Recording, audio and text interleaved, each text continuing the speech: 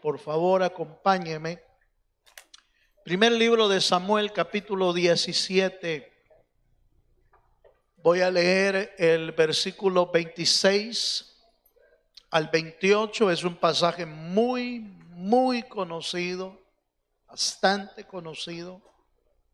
Pero sin lugar a duda que esta historia tiene una cantidad de enseñanza para el pueblo de Dios, que cada mensaje puede enfocarse en muchos aspectos, y hoy vamos a ver algo de esto. Primer libro de Samuel 17, 26 al 28. Dice así: Entonces habló David a los que estaban junto a él diciendo: ¿qué harán al hombre que venciere a este filisteo y quitare el oprobio de Israel? El oprobio es la vergüenza que estaba viviendo Israel. Porque ¿quién es este filisteo incircunciso para que provoque a los escuadrones del Dios viviente? Y el pueblo le respondió las mismas palabras, diciendo: así se hará al hombre que le venciere. Y oyéndole hablar Eliab, su hermano mayor, con aquellos hombres, se encendió en ira contra David y dijo: ¿para qué has descendido acá? ¿Y a quién has dejado aquellas pocas ovejas en el desierto? Yo conozco tu soberbia y la malicia de tu corazón, que para ver la batalla has venido. Amén. Dejémoslo hasta ahí. Si uno lee todo el capítulo, hay mucha enseñanza en esa historia. Pero yo quiero quizás irme un poquito atrás de estos acontecimientos, y tal vez revisar un poco cómo el Señor a este nivel, a esta etapa de la vida de David, ya Dios había trabajado en él, en su vida, en su carácter, en su manera de ser. Ya había trabajado Dios. No había duda que esta historia era el inicio de una nueva etapa para Israel, para David. Era el inicio. Pero antes de esto, ya Dios había trabajado en él. Y me llamó la atención por esta razón. Porque antes de que David tuviera esta gran victoria, porque ¿quién no la puede llamar una gran victoria? No solo porque derrotó a un gigantón llamado Goliat, sino porque quitó la vergüenza del pueblo de Israel. Usted recuerda que Israel estaba siendo amenazado, confrontado, retado por Goliat, y al no haber un candidato que peleara con Goliat, Israel estaba en la pura vergüenza. Estaba siendo avergonzado desde el rey hasta el último, hasta el más pequeño del pueblo de Israel, estaban siendo avergonzados. Pero en eso aparece en escena David, quien va a tener una victoria enorme, pero que Dios ya había preparado y formado antes. Y en ese aspecto es que quiero ver esta historia. Muchos de nosotros tenemos nuestras propias batallas y queremos la victoria, queremos tener la victoria. Pero para esa victoria Dios tiene que haber trabajado ya en nosotros. Tiene que haber trabajado ya. Por eso es que cuando uno derrama su corazón delante de Dios en medio de la batalla, pidiéndole: Señor, ten misericordia de mí, Señor, haz esto, haz que los enemigos huyan.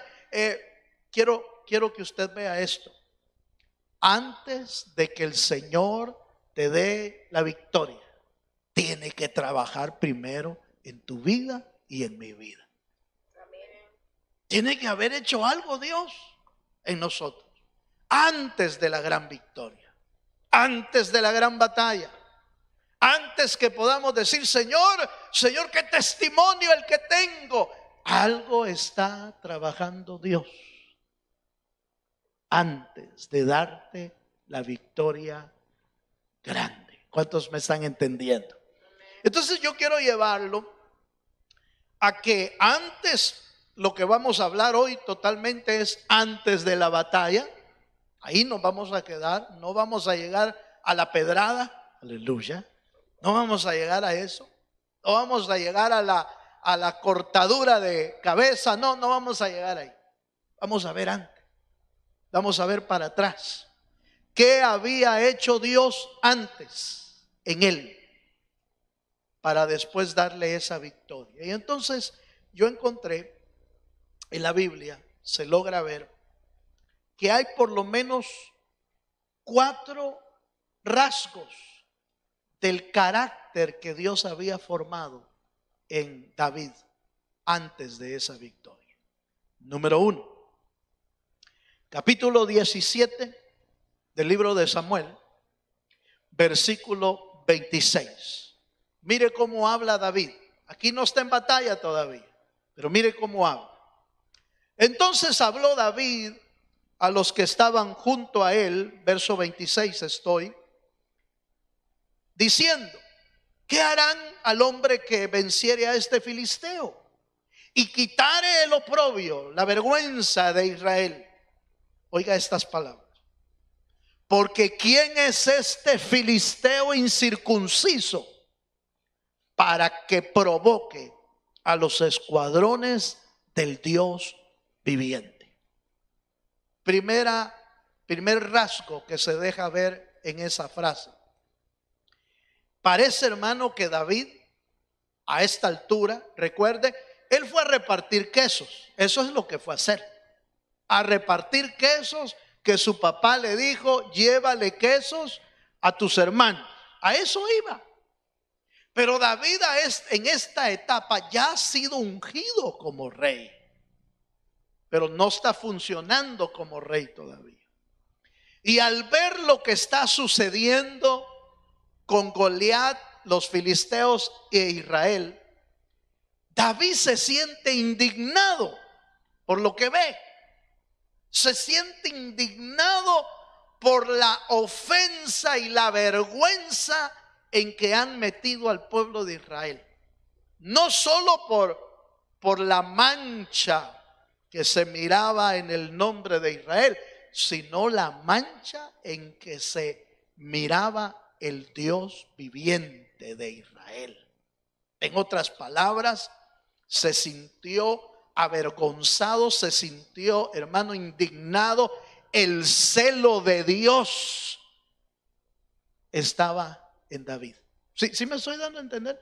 El celo de Dios estaba en David. Estaba tan indignado que estuvieran hablando cosas de Dios. Y eso me llamó la atención. ¿Sabe por qué?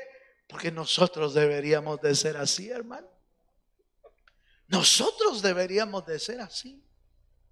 Nosotros deberíamos de ser celosos con las cosas de Dios. Deberíamos de ser celosos con hermano, cuando vituperan la obra de Dios, cuando vituperan al Dios mismo. Porque no vituperan la obra nada más, vituperan al Dios de los cielos. Deberíamos de sentirnos celosos. Entonces, hermano, ¿qué hacemos? ¿Agarramos una piedra nosotros? No. Eso era allá. Allá era la batalla física. Allá era la batalla con flechas, lanzas, espadas, y David con piedras. Pero el Señor mismo en el Nuevo Testamento siente ese mismo vivo celo. Cuando la Biblia dice que el Señor llegó al templo, ¿se recuerda?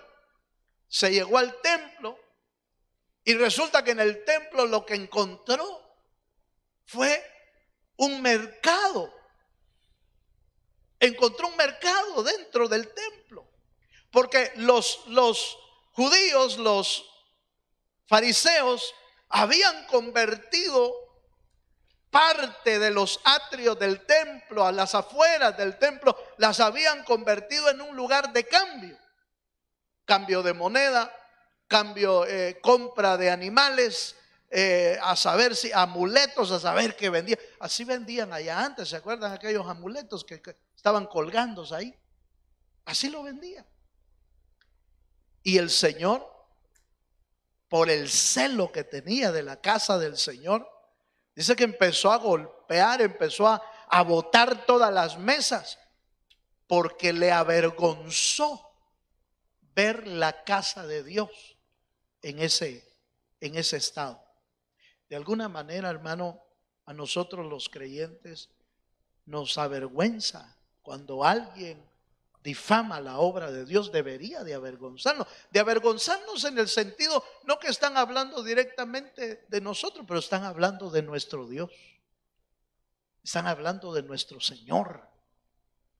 Por supuesto, cae mal que hagan eso. Nosotros no podemos golpear, no podemos apedrear, no podemos hacer nada de esto, pero podemos orar, interceder, buscar a Dios, decirle: Señor, aviva tu obra, Señor, porque quizás la obra tal vez está no tan viva como debe de estar, sobre todo en estos tiempos que estamos viviendo, de tanta violencia, de tanta calamidad, de tanta confusión espiritual. La iglesia de Jesucristo no está probablemente en las condiciones que debería de estar. Pero ¿qué hacemos nosotros? ¿Nos unimos a la plática y le damos duro nosotros también a la obra? ¿O nos avergüenza lo que está pasando con la obra de Dios en nuestros tiempos? Porque la obra de Dios no está en buenas condiciones. Hay mucha confusión, hay mucha venta de evangelio, ¿o no, hermano? Hay mucha venta de evangelio, hay mucha mentira, hay muchas ovejas. Mire, allá eran ovejas físicas las que vendían en el templo, en el atrio. Aquí son humanos los que se ponen en venta, los que se compran, los que se miran, dependiendo cuánto puede dar, entonces se mira con otros ojos. Así de mal puede estar la iglesia del Señor en nuestros días por el tiempo en que estamos viviendo. Y al platicar de eso, oímos por las radios unas cosas, hermano, tan fuera de orden de la palabra. Oímos en mensajes de gente tan fuera de orden, tan fuera de la verdad de las escrituras, tan fuera de orden. O vemos el vivir de mucho creyente tan fuera del orden de Dios. Pero ¿qué hacemos cuando oímos que Goliat empieza a insultar al pueblo de Israel? ¿Qué hacemos cuando Goliat y los filisteos se burlan del pueblo de Dios? ¿Qué hacemos? ¿Nos unimos a burlarnos también? ¿O nos avergüenza lo que está pasando y quisiéramos ser un David para derribar al Goliat que está avergonzando al pueblo de Dios? No sé si me estoy dando a entender, hermano. ¿Me estoy dando a entender? Debería de avergonzarnos, porque el celo de Dios que está en nuestro corazón, que debería de estar en nuestro corazón, es lo primero que Dios formó en David. ¿Cómo es posible, dijo David, que estén hablando de mi Dios de esa manera, avergonzando a su pueblo? Fíjese, hermano, quiérase o no, cuando se avergüenza al pueblo, véalo desde este ángulo. ¿No dice la Biblia que el pueblo de Dios es el cuerpo de Cristo? Entonces, cuando señalan y avergüenzan la iglesia, están avergonzando al cuerpo de Cristo, están avergonzando a Cristo mismo. Tenga cuidado, no se una usted a gritar como Goliat. avergonzando al pueblo de Dios. Aunque no logre usted ver a la gente, pero es que no se comportan bien, sí, pero por eso mejor clamemos, por eso mejor lloremos, por eso mejor intercedamos, por eso mejor volvámonos Davides con el celo de Dios. Que le digan: Señor, restaura tu obra, Señor. Eso fue lo que gritó el profeta cuando vio que el pueblo de Dios estaba hecho pedazos en su moralidad, en su manera de vivir. Lo que gritó delante de Dios, ¿se acuerda que fue, hermano? Señor, aviva tu obra, por favor, en medio de los tiempos, aviva tu obra. Porque el celo de Dios estaba en su vida. ¿Cuántos me están entendiendo? Entonces, número uno, Dios había formado en el carácter de David, antes de ir a ganar la gran victoria, había formado en él un carácter que tenía celo por Dios y por su obra. Así debemos ser nosotros, celosos de Dios y celosos de la obra de Dios, porque es el cuerpo. Es el cuerpo. Y al final es tu hermano y tu hermana. Aunque no parezcan, aleluya, pero son algunos, pues no todos, ¿verdad? Eso lo tenemos bien claro. No todos serán el cuerpo de Cristo, en el sentido de que hay una iglesia visible y hay una iglesia invisible, ¿verdad? Pero no lo podemos saber nosotros. Bueno, número uno, entonces, ya me acordé que es reflexión. Corramos. Primero de Samuel capítulo 17 verso 34. Número uno, el celo de Dios estaba en David. ¿Cómo es posible que este grite? Número dos, verso 34 y 36. Primer libro de Samuel 17, 34 y 36 dice: David respondió a Saúl: tu siervo era pastor de las ovejas de su padre, y cuando venía un león, un oso, y tomaba algún cordero de la manada, salía yo tras él y lo hería y lo libraba de su boca. Y si se levantaba contra mí, yo le echaba mano de la quijada y lo hería y lo mataba. Fuese león, fuese oso, tu siervo lo mataba. Y este filisteo, otra vez, es que lo había agarrado con Goliat.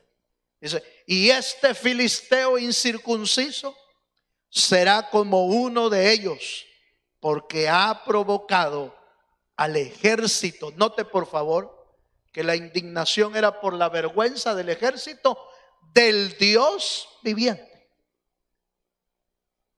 Segundo elemento, en el tiempo de formación, Dios tiene que formar nuestra humildad. Tiene que formar el carácter de la humildad en este sentido. Fíjese que a David le preguntaron: pero ¿y cómo vas a ir a pelear, muchacho, con ese gran gigantón?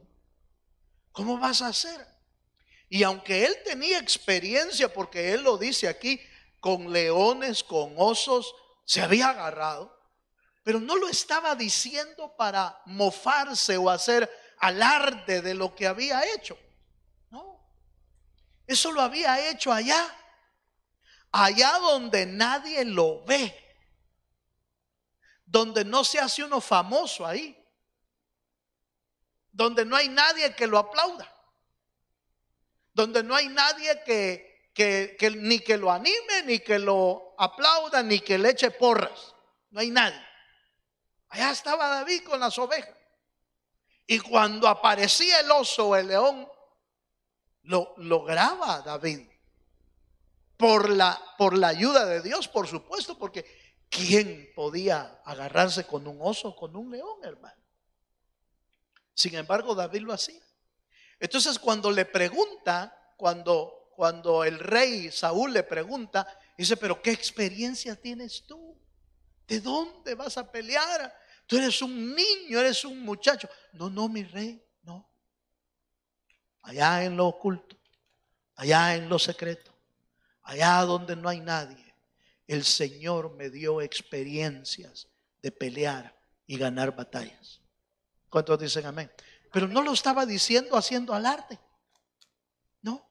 Cualquiera hubiera dicho, Señor, no te preocupes, mi rey, si yo soy el campeón de campeones. No. La sencillez y la humildad con que lo estaba diciendo era que venía de un corazón que había sido formado por Dios. Una de las cosas que normalmente suceden cuando uno está en batalla es que le bajan a uno los humos, hermano. Le bajan a uno cualquier sumo, se lo bajan. Pero es porque Dios está formando primero algo en nosotros.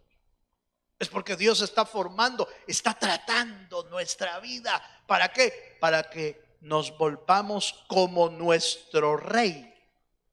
Porque la Biblia dice que nuestro rey se hizo manso y ¿cómo, hermano? Y humilde. La Biblia dice que el Señor les dijo, aprended de mí, que soy manso y humilde de corazón.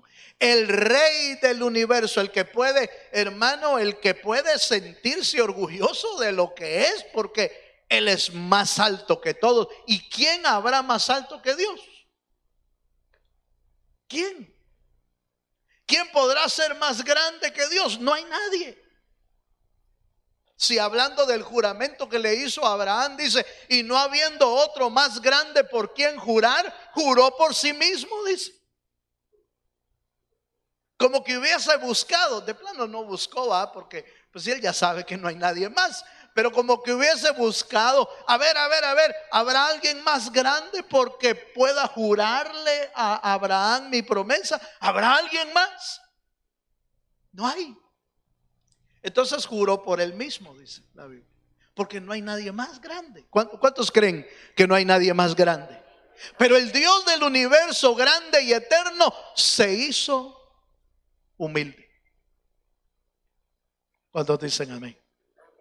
Por eso es que el Señor, déjeme usar eso, perdone que lo vea desde este ángulo. Por eso es que el Señor obtuvo la más grande victoria que puede existir. Jamás podrá existir una victoria más grande que esta. La victoria que Él ganó en la cruz del Calvario. ¿Quién la obtuvo? Jesús. Pero la obtuvo como uno grande, presentándose como uno grande. No se presentó como un grande, se presentó como el más pequeño de todos, como el servidor de todos, como el siervo. Porque el que quiera ser grande en el reino de Dios, ¿qué es, hermano? Se tiene que hacer el más pequeño aquí. Con razón no buscaron uno del tamaño de Goliat, porque no hubiera sido gran victoria. Pues con razón no buscaron el más grande. Y dice la Biblia que entre los más grandes era Saúl. Era el que sobrepasaba de estatura a todos los de Israel. Saúl era el más grande. Cuando lo escogieron como rey, de plano fue otra medida ahí. Saúl era el más grande, era más reconocido y todo. Pero cuando vio a Goliat, el grande no sirvió. ¿Verdad, hermano? El grande no sirvió, el grande no funcionó. Es que lo grande no sirve para dar grandes victorias. Por eso para que Dios nos dé la victoria grande, tiene que formar en nosotros un corazón sencillo, un corazón humilde, un corazón que le diga, Señor, yo no voy a pelear con Goliat por ser el mejor, voy a pelear porque creo en Dios. Y de hecho, eso nos lleva rápidamente al tercer carácter de David. Y es que era un hombre de fe. Vea conmigo un poquito más. Vea conmigo, primer libro de Samuel, capítulo 17, versículo 37. Dice: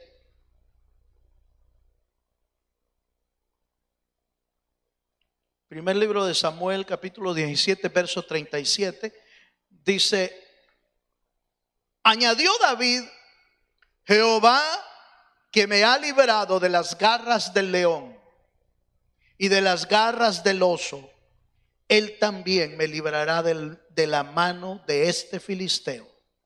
Y dijo Saúl a David: ve y Jehová esté contigo. En otras palabras, en este tiempo le hubiera dicho: que Jehová te socorra, ¿verdad? Que Dios te socorra.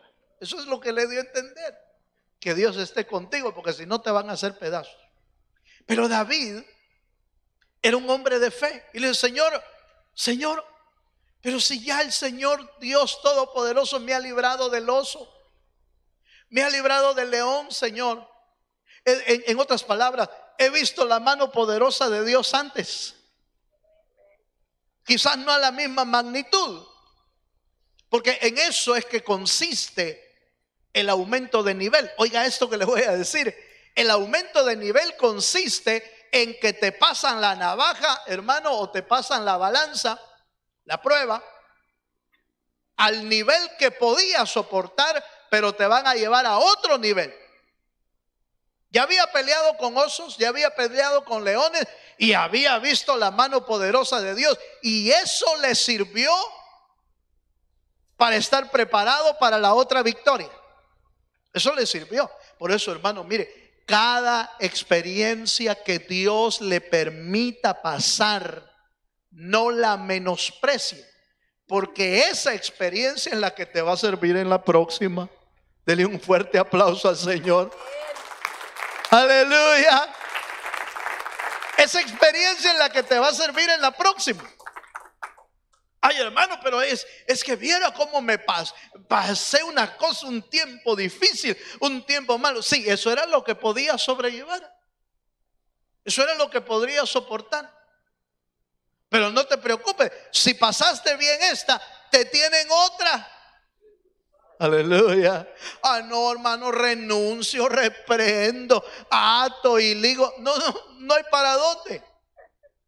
Si quieres seguir creciendo, lo van a llevar, como dice la Escritura, de gloria en gloria. Pero para ver la gloria de Dios se necesita pasar por tiempos críticos y por tiempos difíciles. Pero cada experiencia del pasado servirá para la nueva que viene y que te va a subir de nivel.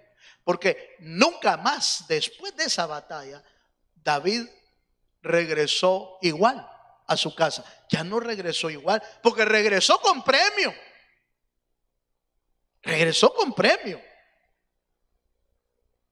No solamente le dieron la esposa de ¿cómo se llama? La hija de Saúl. Le dieron manto, le dieron espada. Jonatán, hermano, se quitó varias cosas y se las puso a él. Ya no llegó, ya no regresó igual. El repartidor de quesos ya no regresó igual. Ahora regresó reconocido por Israel como el gran libertador de la vergüenza que Goliat había puesto. Y después el reino, ¿verdad? Porque Dios lo estaba preparando. Dios lo estaba llevando, mire, de un nivel a otro, de otro nivel a otro, de este nivel a otro, de este a otro. Así lo llevan a uno. Así lo llevan a uno. De prueba en prueba, de gloria en gloria, de poder en poder. Pero las experiencias que vas teniendo en el pasado, no la menosprecie. Yo no sé por qué el Señor me hizo pasar por eso, yo no quería. Y eso, no la haga a un lado, porque esa experiencia te va a servir para la próxima. Debemos tener fe. Allá los 3 amigos de Daniel, allá en Babilonia, cuando dijeron que si no adoraban la estatua los iban a meter en el horno de fuego, hermano, ¿han de haber sentido miedo o no, hermano? Yo digo que sí, hermano. Yo digo que sí. Es que no es fácil eso. pero se plantaron. Dijeron: Señor, nosotros confiamos en ti. Nos maten o no nos maten, nos libres o no nos libres, Señor, nosotros no vamos a adorar esta estatua. Hace poco vi una película de Daniel y me llamó la atención porque cuando lo meten al foso de los leones, la expresión del actor, ¿verdad? Del actor, la primera fue como de temor. Entonces me quedé pensando, porque eso no lo dice la Biblia. No dice la Biblia y Daniel entró y tuvo miedo. No lo dice. Hay muchos detalles que no logramos ver. Y entonces uno pregunta: ¿habrá sido así? ¿Sí o no? Bueno, no le puedo agregar a la Biblia. No lo sé. Pero ¿cómo habrá reaccionado uno ante alguna cosa así? ¿Cómo entraría usted al foso de los leones si lo meten con los leones? ¿Cómo entraría? ¿Verdad? Ah, no, pero es que Daniel, pues sí, pero Daniel era ser humano. Cualquiera hubiera entrado con temor, pero si allá adentro ves al ángel de Jehová, las cosas pueden cambiar. Las cosas pueden cambiar. Si ves al ángel de Jehová, porque cuando lo sacaron dijo: mi Dios envió su ángel y le cerró la boca a los leones. Así cualquiera agarra fuerza, ¿o no? ¿O no, hermano? Cualquiera dice: vaya pues, échenme otro. No, espérese. Cuando lo metieron quizás no iba uno así. Cuando lo meten a uno a la prueba, no va con todas las fuerzas, pero si ves la mano de Dios, te fortalece. Si ves el acompañamiento del Dios vivo, te fortalece. Si ves la mano poderosa de Dios actuando, te fortalece. Si ves a Dios abriéndote puertas, abriendo caminos, abriendo brechas, dándote palabra, Dios te fortalece. Cualquier aflicción, cualquier prueba te puede producir temor, pero no temas. Si Dios está contigo, Dios te va a fortalecer en medio de la prueba y vas a ver su mano maravillosa. Es que no se trata de que uno ya entre a la prueba siendo valiente. Te van a hacer valiente adentro. O ya ibas valiente de alguna experiencia, ¿cómo no?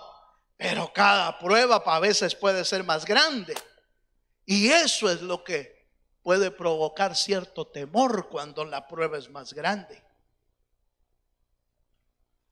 Pero si adentro de la prueba ves la mano de Jehová sobre tu vida, entonces no hay prueba, no hay león que te pueda comer. No hay diablo que te pueda destruir. No hay prueba que te pueda aniquilar. Porque mi Dios envió a su ángel. Rey vive para siempre. Mi Dios envió su ángel y vi su mano poderosa y tapó la boca de los leones. Vas a ver al león. Vas a ver el hocico. Aleluya. Lo vas a ver. Pero se los van a tapar si Dios va contigo. ¿Cuántos dicen amén? Por eso es que David, con la fe que llevaba, era suficiente para pasar. ¿Por qué? Porque había visto ya trabajar a Dios en su vida. No importa cuán grande sea la prueba que Dios se levante o que el enemigo quiera levantar. Si ya tuviste experiencia con Dios, solo cree en Él con todo tu corazón y Dios te va a ayudar en medio de la prueba. Amén. ¿Qué fue lo que usó David? Lo que ya usaba antes. ¿Se acuerdan? Le quisieron dar, con eso termino, le quisieron dar una armadura a David. Le quisieron dar espada de grande. armadura de grande, espada de grande, pero él no estaba acostumbrado a eso. Él estaba acostumbrado a la piedra. Él estaba acostumbrado a la experiencia que Dios le había dado. Cuando vas a la batalla, la armadura de otro no te sirve. No te sirve la armadura de otro. Es lo que Dios te ha dado. La fe que Dios te dio, la experiencia que Dios te dio, las piedras que Dios te dio, esas son las que te van a servir en el camino. Porque Dios no te va a meter a una batalla más grande que no puedas librar. Amén. Te va a meter a la batalla que sí puedes salir victorioso. Amén. Delante del Señor. Póngase de pie conmigo, por favor. Vamos a orar. Tenemos 10 minutos exactamente para que presentemos delante de Dios la batalla que tú estás librando hoy o la que yo estoy librando. Nosotros estamos librando nuestra batalla. Pero hemos visto su ángel. Hemos visto su ángel en este proceso. Hemos visto a Dios, pues, eso es lo que le quiero decir. Hemos visto la mano poderosa de Dios. Y yo sé que Dios está con nosotros. Él es el que nos va a fortalecer. Él es el que te va a fortalecer para librar la batalla que tú estás librando. Cierra tus ojos un momento. Si usted quiere venir aquí adelante a decirle al Señor, Señor, ayúdame como David, como lo hiciste con David, Señor. Venga y traiga su batalla, su prueba, lo que usted está pasando delante de Dios. Venga a ponerlo a los pies del Señor. Y sea Dios tu ayuda y mi ayuda en medio de la tormenta y en medio de la prueba. En el nombre de Jesús. Oh, sí, Señor Jesús. Gracias.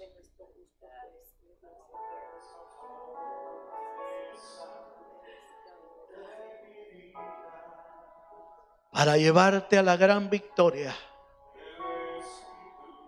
Dios está formando algo ahora en tu vida y en mi vida. Dios está formando algo en tu vida. Aleluya. Habla con Dios, hermano. Esta noche es una noche de oración. Habla con Él. Hablemos lo que tenemos que hablar con Él.